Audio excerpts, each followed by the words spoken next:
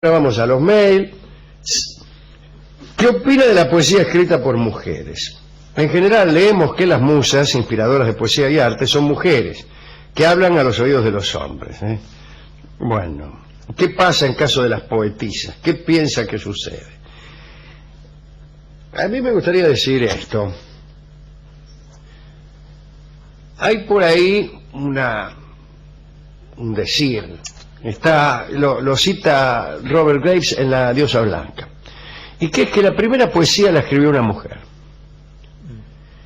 y esa mujer fue desde luego Eva, que al ver a Adán dijo, soy feliz por tener ante mí a un hombre tan hermoso. Pero luego la familia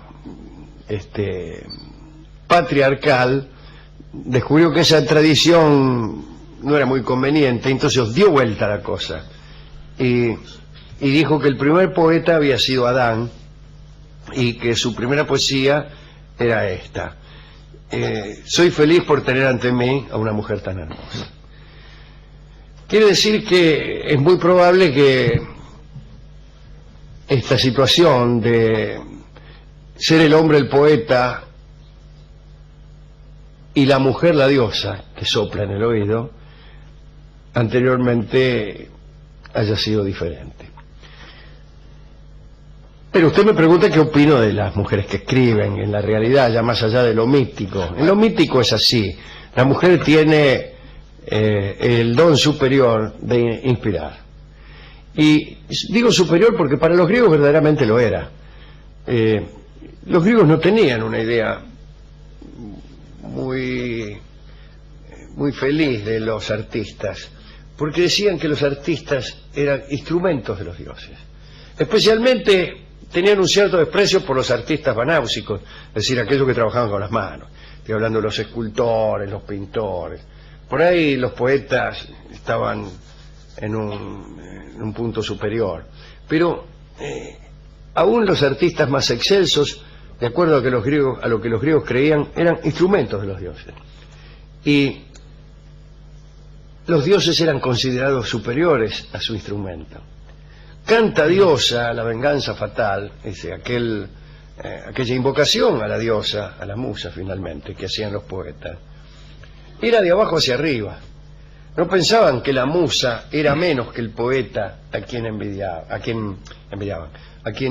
inspiraban. Y esto lo pensamos ahora.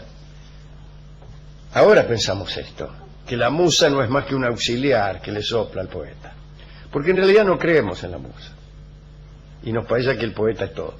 Pero los griegos que sí creían en la musa, en realidad me parece que no creían en el poeta. Y pensaban que el poeta solo recibía el dictado y que ese dictado venía desde un área de superioridad. Quiere decir que pensar que la mujer inspiraba y el hombre escribía no era un pensamiento machista. Por el contrario, era un pensamiento que ponía a la mujer por encima del hombre, en la tarea inspiradora, que era la verdadera y superior. En ese caso el hombre es solo un instrumento. Y el hombre pasaba a ser un instrumento, claro, de la mujer. En estos tiempos, lo que creen algunos que trabajan de poetas o que aportan a la caja es que la musa es la que le ceba mate al poeta. Y yo no comparto en absoluto esa idea. Le puedo hacer una pregunta, Alejandro, sí, técnica y rudimentaria. Considerando que Eva o Adán, quien fuera, hicieran esa descripción que hicieron, ¿no? Estoy muy feliz de estar ante la mujer allá. ¿No es necesario para que sea una poesía una sola metáfora? ¿El solo hecho de ser descriptivo pasa a que un hecho sea literario? Poesía, depende de la entonación y del espíritu con que se haga.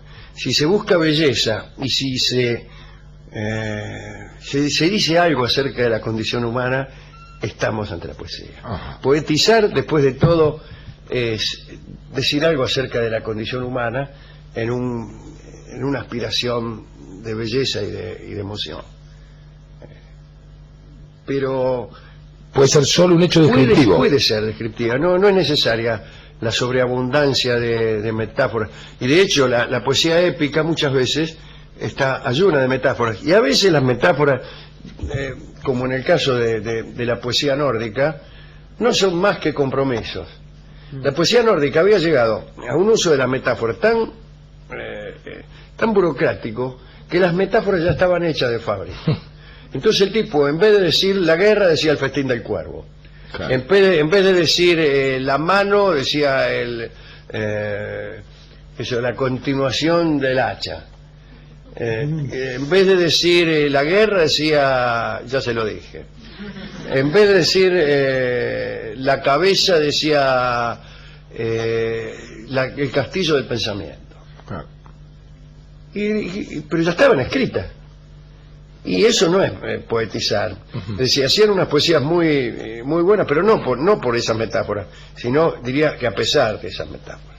Así que la profusión metafórica a veces no garantiza la poesía, nada la garantiza. Bien. Pero volviendo a este correo, ¿qué voy a pensar? Hay mujeres que escriben muy bien, desde luego, que sí. Y usted podrá decirme, bueno, no hay tantas como hombres. Bueno, sí, es así. Es así, venimos de largo tiempo de postergación femenina en muchos ámbitos, y este es uno más. Bien. Hablaremos hoy del pirata, de dos piratas, de un hombre y una mujer. El otro día hablamos de Henry Morgan. Sí. Y digo yo, mientras se acerca la policía, sí, mencionó pirata y... vamos a hablar hoy de, acaso el más famoso de todos los piratas después de Morgan, que es Francis Drake, y después de una mujer que fue pirata. La historia de Drake es larga, y la de Mary Read, que es la pirata, la chica, muy breve. Bueno, empecemos ubicándonos en el año 1570. Inglaterra era entonces una nación, y es ahora también una nación insular, pero bueno, ahora ha extendido su influencia por todo el mundo, mientras que entonces todavía no. Sin embargo, ya su poder estaba basado en la armada, en la marina, y estaba enfrentando al Imperio Español. Y los ingleses descubrieron que si los españoles seguían acumulando poder, a ellos les iba a ir muy mal. Era ciertamente una potencia recién nacida, Inglaterra. En general, hasta entonces, la nación poderosa había sido Francia más que Inglaterra, ¿no? Y después de los descubrimientos de América y después de su unificación, desde luego, España, ¿no? Pero Inglaterra tenía un papel más humilde en aquel esquema de poder. Bueno, pero en estos tiempos, merced a la obra de Enrique VIII y de Jacobo, Inglaterra construyó muchos barcos, juntó poder, pero estaba España. Y los tipos no sabían si quedarse quietos y no hacer nada, o enfrentar a España en una guerra frontal, en la cual seguramente serían aniquilados. Y entre las dos posibilidades surge para Inglaterra una solución intermedia, la más astuta, pero acaso también la más desleal, que es la guerra de corso, ¿no? La mejor manera de debilitar el poder español era atacando las posesiones hispanas y sus barcos mediante personas habilitadas con patente de corso. Para Inglaterra eran actividades corsarias y el respaldo partía de la corona. Para los españoles esto era la misma piratería. Los ingleses decían que ellos no tenían más remedio que hacer esto, porque los españoles se negaban a repartir el Nuevo Mundo. Y era verdad. Recuerda usted que el Papa Alejandro II, que era español, Rodrigo Borgia, ¿no? Repartió el mundo con la famosa bula de Alejandro, y a los ingleses les había tocado bastante poco. El caso es que ellos siguieron adelante con estas políticas de piratería. Y hoy hablaremos entonces del pirata Francis Drake. Había nacido... según algunos en 1540, otros en 1543, qué sé yo, en Devonshire, no sé. Era ciertamente hijo de un fanático protestante, del que heredó un gran amor por el mar y también un ardor anglicano y un odio cerril contra los españoles. Los Drake eran pobres y plebeyos, pero tenían parentescos con los Hawkins de Plymouth, John Hawkins fue quizá el primer corsario de renombre. No solo era corsario y provenía de una familia de armadores de barcos, sino que también era negrero. Hawkins era un señor que vendía esclavos. Iba a buscar esclavos a Sierra Leona, allá en el África, y los trasladaba al Caribe, donde los vendía. Normalmente, estos esclavos negros eran vendidos por otras tribus negras que los tenían a ellos mismos como esclavos. Se los compraban a otros negros que los tenían sojuzgados. Venían guerras en África y se tomaban prisioneros, y dado que existía el tráfico de esclavos, esos prisioneros entraban en el mercado, los cazaban y se los vendían a miserables como Hawkins, que después los vendían en América. En 3 siglos la actividad negrera llevó a América 12 millones de negros. Toda esa negritud, desde Nueva Orleans hasta el Brasil, se le atribuye a Hawkins. Él fue el que inició estas obligatorias y desdichadas migraciones raciales, y la nueva raza que hoy cunde en esas regiones es atribuida a este señor Hawkins. Bueno, en una ocasión andaba este hombre marchando desde África hasta el Caribe con un cargamento, con 6 naves, era el año 1567, había cargado las naves con gente de la tribu de los Mandingas. Un muchacho intrépido mandaba una de las 6 naves, llamada Judith, y este muchacho se llamaba Drake. Bueno, ya vendidos los esclavos y con las naves llenas de oro, emprendieron el regreso a Europa. Pero en el Yucatán los pescó una tempestad y tuvieron que ir forzosamente a Veracruz, al puerto enemigo de ellos, no al puerto de San Juan. Bueno, Hawkins se acercó al puerto con una bandera de Castilla, solían emplear este artilugio los ingleses, ponían una bandera española.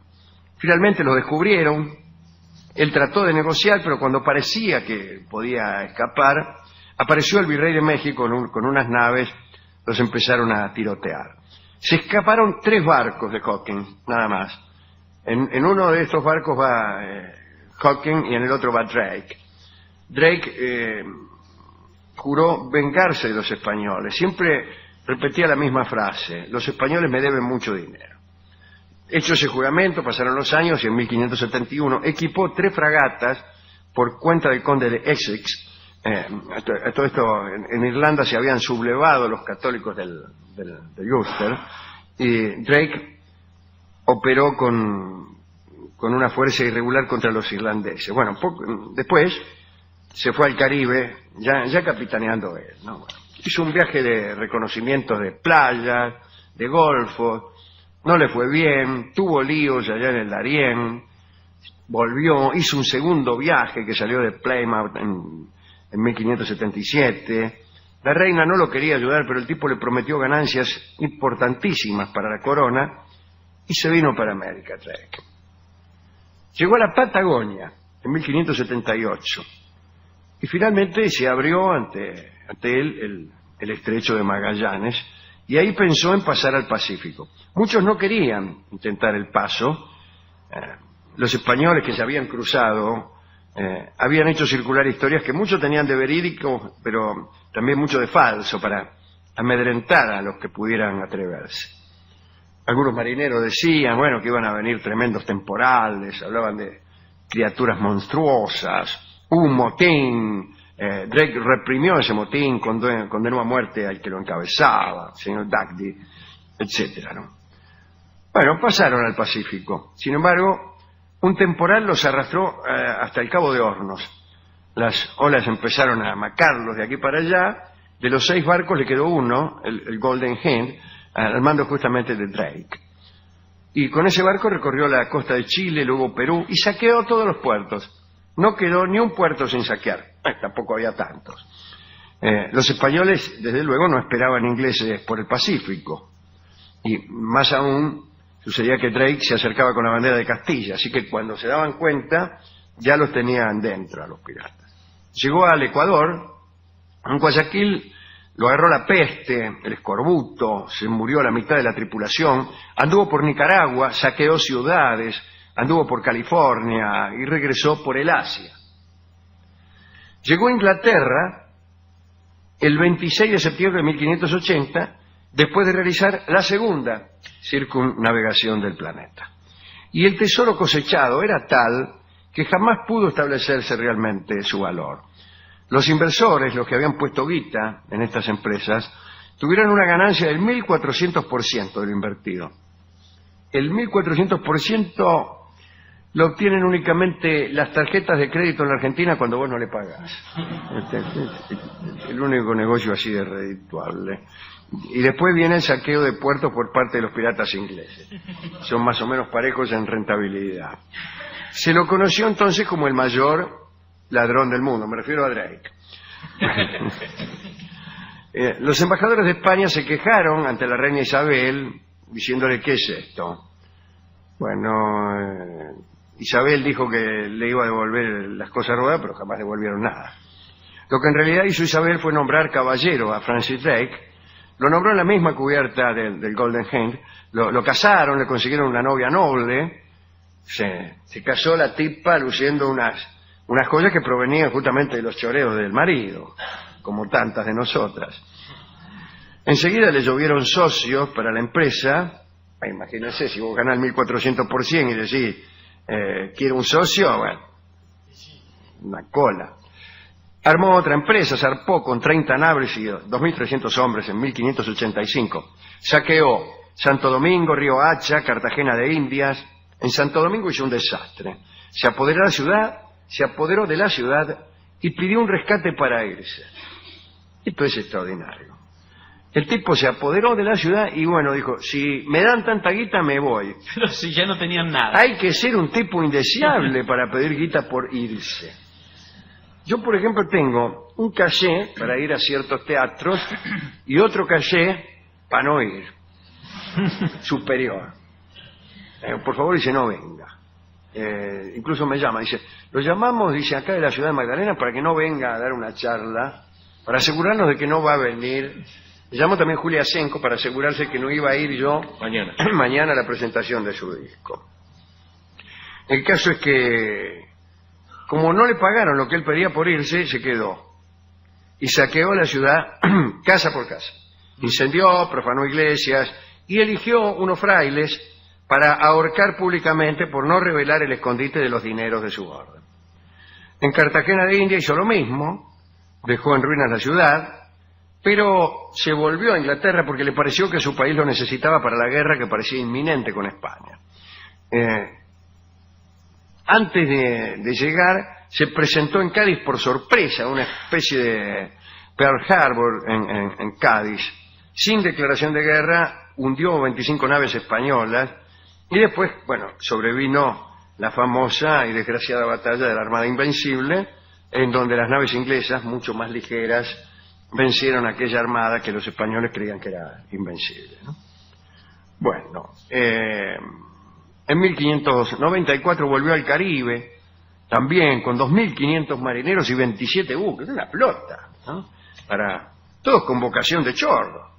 Y lo acompañó a su maestro, Hawkins, deseoso de revivir sus antiguas hazañas. Bueno, llegaron al Caribe y tanto para darle color al guiso, pasaron primero por las Canarias, y dice, bueno, ya que pasamos por aquí vamos a mandarnos un saqueíto. No le fue bien porque lo rechazaron en Canarias e incluso le tomaron algunos prisioneros que bajo tortura confesaron que el objetivo de la flota de Drake era Puerto Rico. Y entonces, a revienta caballo, mandaron un buque liviano a Puerto Rico para avisar. Llegó antes el buque liviano y se prepararon en Puerto Rico. Clausuraron las ensenadas, echando a pique algunos barcos, algo así como lo que se hizo aquí en la Vuelta de Obligado. Y Drake, que no sabía nada de todo esto, atacó Puerto Rico lo más campante y lo estaban esperando. Lo rechazaron y en esos tiroteos mataron a Hawkins.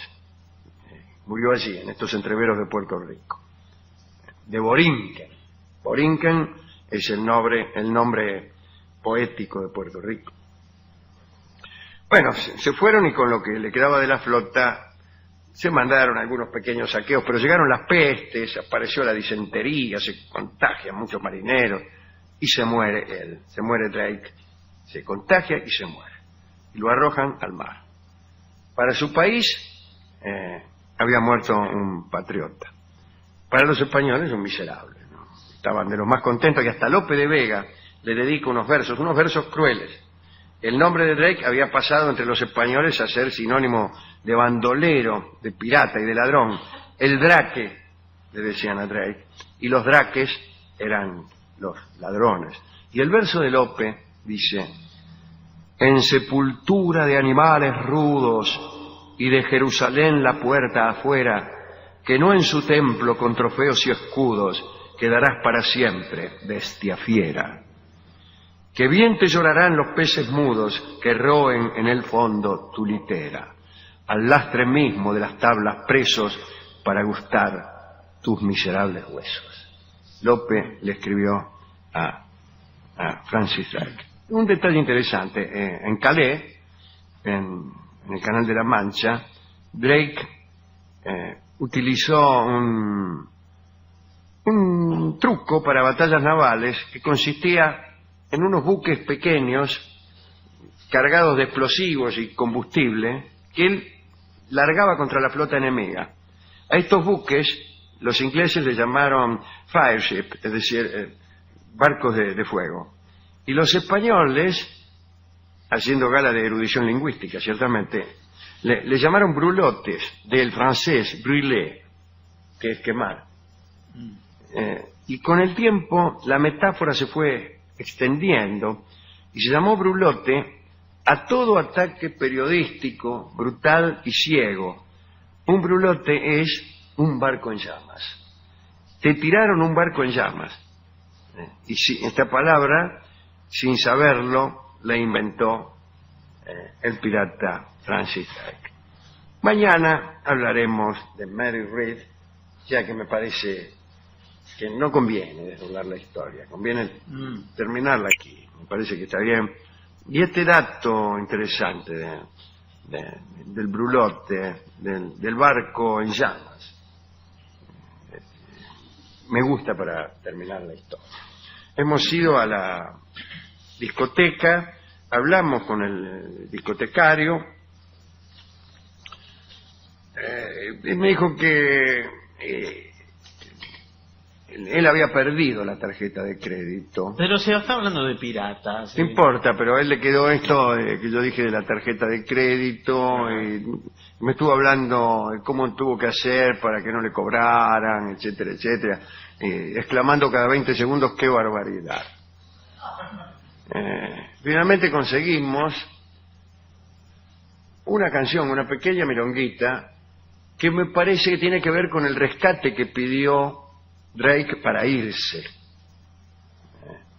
Se llama Pa'l que se va, la milonga, que va a cantar don Alfredo Citarrosa, y ciertamente Pa'l que se va es el rótulo que tiene la bolsa del rescate pedido por Drake. Esto es Pa'l que se va. Eso me dijo el discotecario, pues yo no sé si creerle. De todos modos, no está mal escuchar a don Alfredo aquí en Radio 10. Escuchamos a Alfredo Citarrosa, Pa'l que se va. Como no sea, me parece a mí, ¿no? La de educarse tanto como pueda. Pero yo no sé si alguien puede aconsejarlo en el sentido de tomar sus textos y decirle, vea, ¿por qué no pone primero el sujeto, después el verbo y después el predicado? No es un mal consejo, de todos modos. Pero no sé qué decirle en serio, ¿no? Laura Saeferer me dice cosas que me ha gustado leer, gracias. Maximiliano Lado dice que su novia llegó tardísimo a casa y él le preguntó, ¿qué estabas haciendo anoche? Y mientras se acomodaba la blusa, dijo, escuchando a Dolina hasta las 10 de la mañana. Bueno, y él dice, ¿por qué no avisamos que el programa es a las 10 de la mañana? Bueno, no sabemos. No. Bueno, aquí Claudio del Longo se alegra porque vamos a ir a Rosario, hace algunas consideraciones acerca del lugar donde parece que vamos a estar, que sería el anfiteatro municipal Humberto de Nito, que no está lejos del monumento a la bandera, pero no lo sé realmente. Hoy me he enterado de que hay un festival y que nosotros estaríamos en el marco de ese festival. Mañana tenemos una reunión con la gente de Rosario y esperamos entonces que de ella surjan unos datos que sean interesantes para nuestros oyentes de Rosario y que además sean de tal naturaleza que podamos nosotros confirmar nuestra actuación allí. Del mismo modo, me escribe de Rosario Fabio, el amigo Fabio Piatti, y que dice después de otras consideraciones lo siguiente: decir Helena de Troya es casi como decir milanesa napolitana. Lo menciono por el oxímoron del gentilicio. En realidad no es exactamente un... Sí, es un oxímoron, porque los troyanos no eran helenos. Pero lo felicito por el buen oído que presupone el oír Helena y en pensar en el gentilicio de los griegos. Alguien pregunta a veces para qué sirve una H. Bueno, sirve para eso, para darnos cuenta de que estamos ante un gentilicio. Bien, atención las personas que coleccionan falsos mesías, porque hoy tenemos uno. Usted sabe que cada tanto engrosamos los catálogos de las personas que tienen este tipo de colección. Vamos a ver qué pasó con un señor llamado Tangelme de Amberes, allá por el siglo XII. Tangelme era un monje extraordinariamente versado en asuntos teológicos y dotado de una elocuencia poco común. Allá por el año 1110 le ordenaron que abandonara la diócesis de Utrecht para dirigirse al condado de Flandes. Allí Tangelme se ganó el favor del conde Rodolfo II, que lo mandó como embajador a la Santa Sede. Su misión consistía en persuadir al Papa de que dividiera la diócesis de Utrecht. El problema era simple: el conde Rodolfo temía la hegemonía del emperador alemán y la diócesis de Utrecht se encontraba precisamente bajo la férula germánica. Si obtenía la división de aquella diócesis, Tangelme podría debilitar al adversario de su jefe. Pero la misión de Tangelme fue un fracaso. No consiguió convencer al Papa de ninguna cosa y por ese motivo perdió el favor de Rodolfo, su protector. Algunos dicen que ese fracaso influyó en la conducta posterior de Tangelme. ¿Qué sabemos? Aseguran muchos cronistas que se volvió loco, La cuestión fue que de diplomático serio pasó a ser un predicador itinerante con características más bien pintorescas. Para demostrar su poder sobre la naturaleza, se hacía seguir por cientos de animales. Desde luego, primeramente los adiestraría, calculo yo. Tangelme caminaba seguido por vacas, perros y pájaros. Algunos dicen que hasta por serpientes. Cuentan que a su paso los árboles se sacudían, tal como sucedía cuando Orfeo tocaba la flauta. ¿O acaso cuando cantaba? Ya que yo sepa, Orfeo no tocaba la flauta.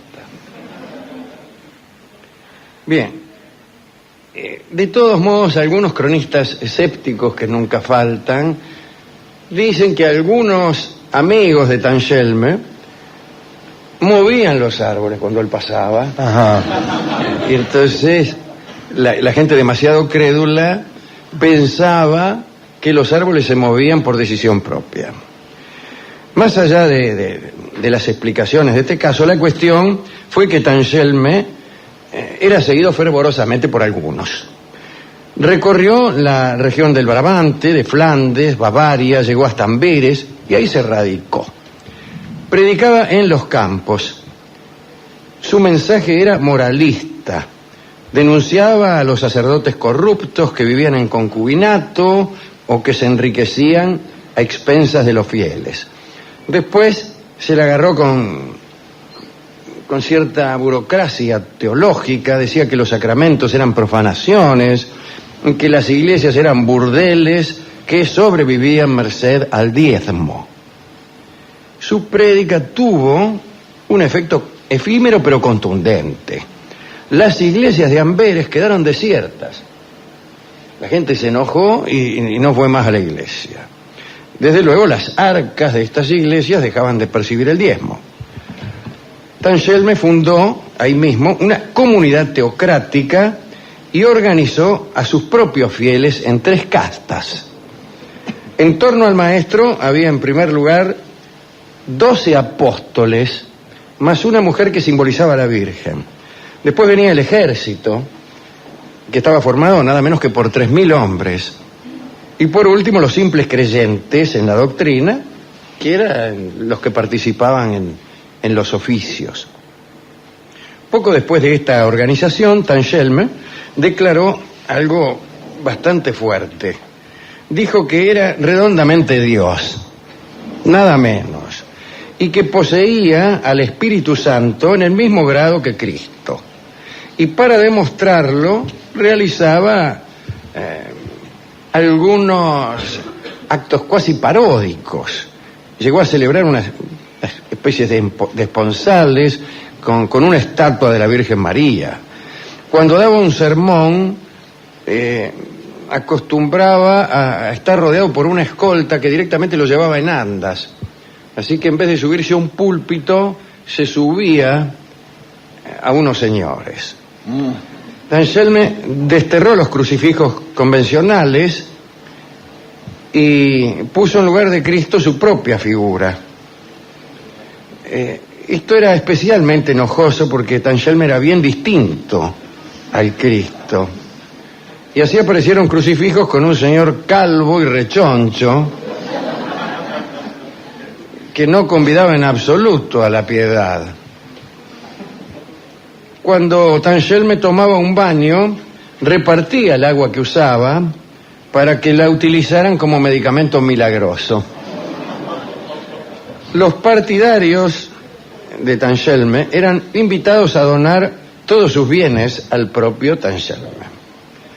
Y así lo hicieron, así que el hombre se enriqueció muchísimo.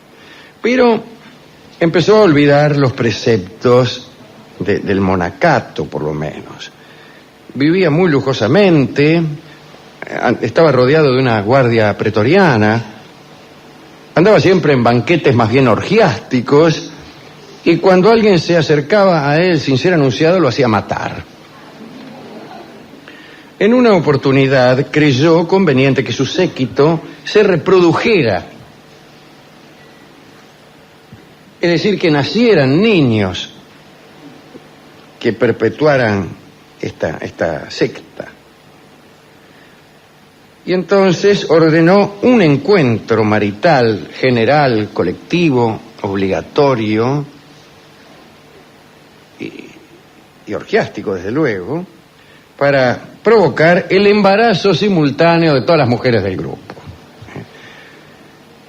Los que no estaban casados fueron unidos, aunque sea efímeramente, para aquella noche. Y parece que la velada fue un éxito. Buena parte de las damas de la secta quedaron embarazadas. Pero vino a suceder que los niños que habrían de nacer no tendrían ya a quién seguir, porque cuando el poder de Tangelme de Amberes fue demasiado para las autoridades clericales, se envió directamente a un sicario para que lo matara. Así, en el año 1115, un hombre enviado por Enrique V de la dinastía Salia del Sacro Imperio Romano Germánico, pues entró en las filas de la custodia de Tangelme y lo mató. Como sucede en muchas ocasiones, la caída del líder debilitó la secta. Máxime sucedió esto porque el líder decía ser Dios mismo. Así que resultaba un poco contradictorio que Dios mismo fuera engañado por tanta facilidad por un hombre de Enrique V. Pero las autoridades de la Iglesia evitaron hasta el recuerdo, porque hicieron desaparecer todos los objetos que pertenecían a Anselme. Así que cuando estos chicos que nacieron de aquella noche orgiástica tenían 7 u 8 años, ya nadie se acordaba de Anselme. Este es el otro falso Mesías que tenemos para nuestro catálogo.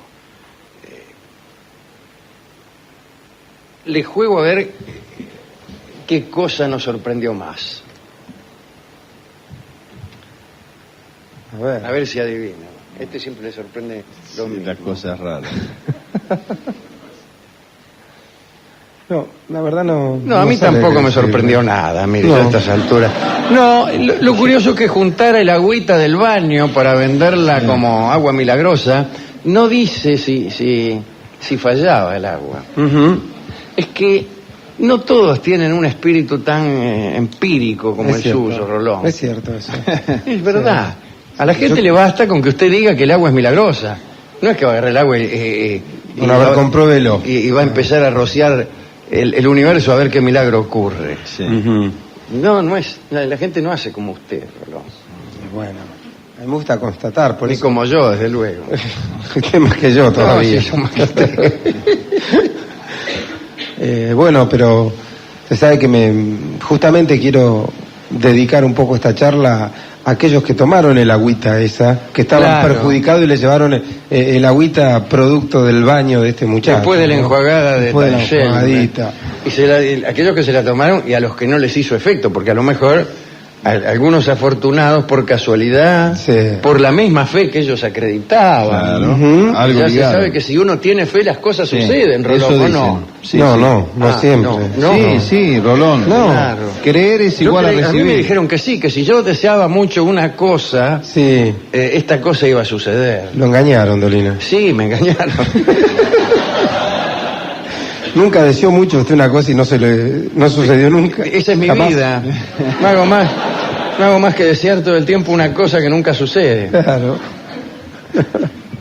Bueno, pero lo que pasa es que esa gente le dirá, lo que pasa es que vos decías mal, no sabés desear. ¿Cómo? Claro, ¿Por qué? porque no veo que esos libros dicen siempre que... ¿Qué libro? Hay libros que dicen esas cosas, por La ejemplo... primera vez que escucho No. una cosa semejante. Yo también. Vamos Vamos. a desear mal. Claro, por ejemplo, estoy recordando Ilusiones. ¿Se acuerda de ese libro de Bach? No. Que decía que cuando uno tiene un deseo muy fuerte siempre se A le mí cumple. el Bach que me gusta es Johann Sebastian. Sí, a mí también. Bueno, Lo que pasa decía que mucha gente no sabe desear, que ese era el problema. claro. Entonces, si uno deseaba bien, se le cumplía, decía. Claro. Y que Esa todos trampa. deseaban mal, por eso no se le cumplía. Claro. Sí. Sí, Bueno, bueno. retírese. Se Rolón. tómese el vaso de agua esta, Rolón. A ver. Agua de... No, la otra cosa es que después Miravalle. le dicen a uno que uno ha contraído cierta locura conforme a la cual solo desea lo que no sucede. Que primero viene el insuceso, Sí. y después el deseo, que es hijo del no cumplimiento. Esa es otra falsedad, déjeme de bromar. Y usted sabe que no es así. No siempre es así, tiene razón usted. Pero claro, Es cierto. hay gente que acostumbra a señalar del modo más inequívoco el objeto de su deseo Sí. en tiempo y forma adecuado. Claro, es ese y no otro. Es ese y no otro. Bien. E incluso a veces hasta se cumple. Sí, señor, por un Ni- rato. Ni en que sea por un rato, se cumple. Nada más que para jorobar a los que dicen que uno desea aquello que no le ocurre solo porque no le ocurre. Ujú. No, No. deseo las cosas que me gustan mucho, no las cosas que no me ocurren. Ujú.